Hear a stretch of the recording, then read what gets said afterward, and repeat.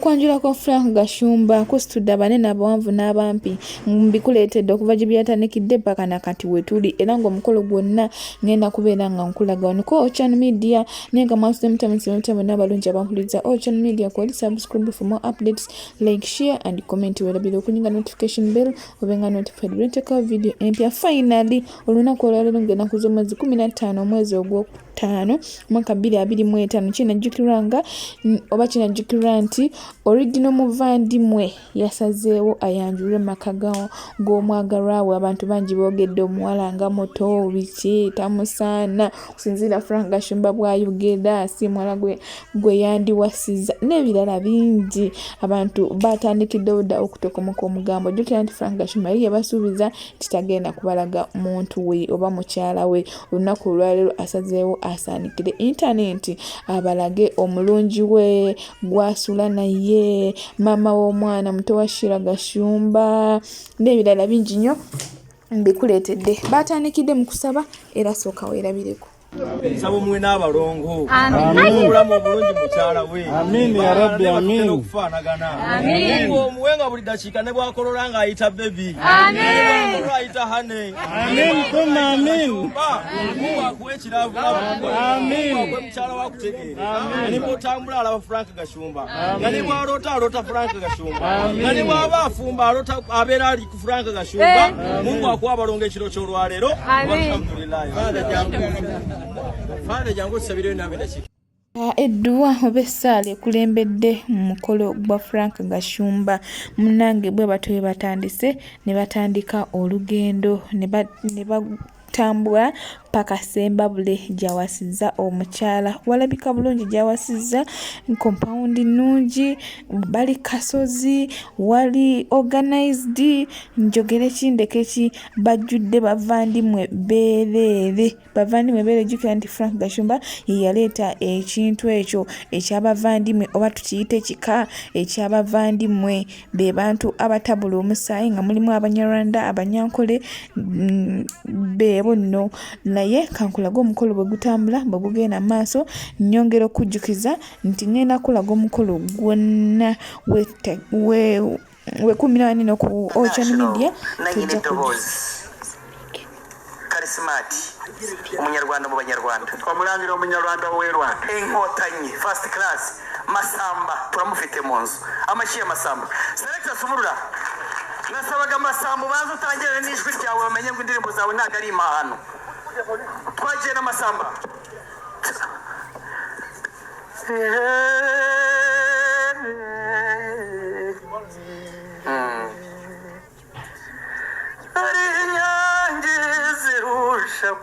dutambuke tumukurikire nyamibwa yakuze neza ngwini wacu baragushaka urikonde Masamba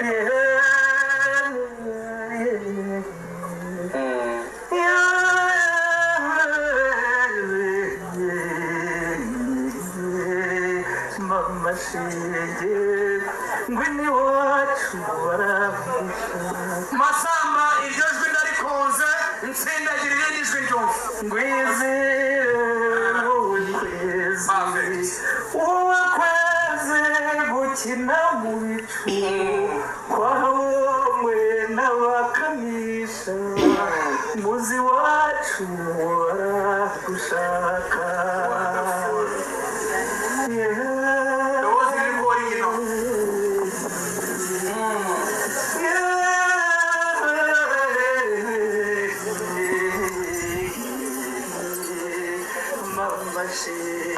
Twagiye iwacu araje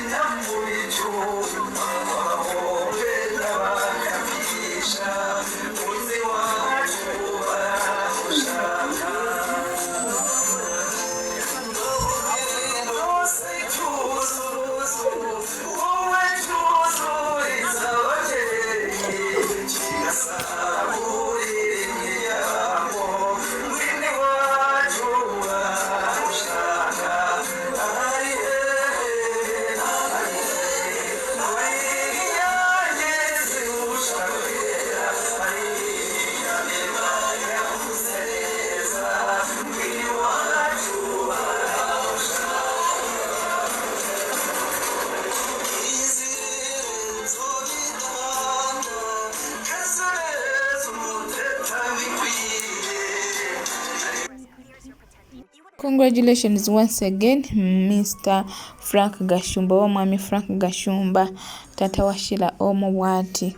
Ate nongera ngenda kubeera nga nkulaga abamu ku bantu ba social media bye bayogedde oba bye boogeddeko okuva omukolo gw'omukulu Frank Gashumba we gwatandisibwa gwasaanikidde internet.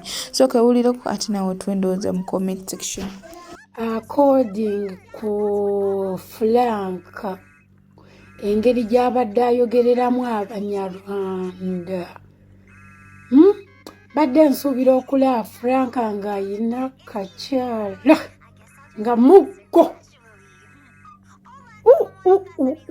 Anyway, Abanyarwanda bo balungi n'abatoolo, naye era tekibajjaako nakuba na mitima mibi abamu. Si bonna, naye ng'era abamu agatima agabi muli muti, naye ng'era muli balungi. Naye according banange Frank engeri gy'abadde ayogereramu Abanyarwanda, ate simusuubirayo kuwasa ono. Ayina bino ebya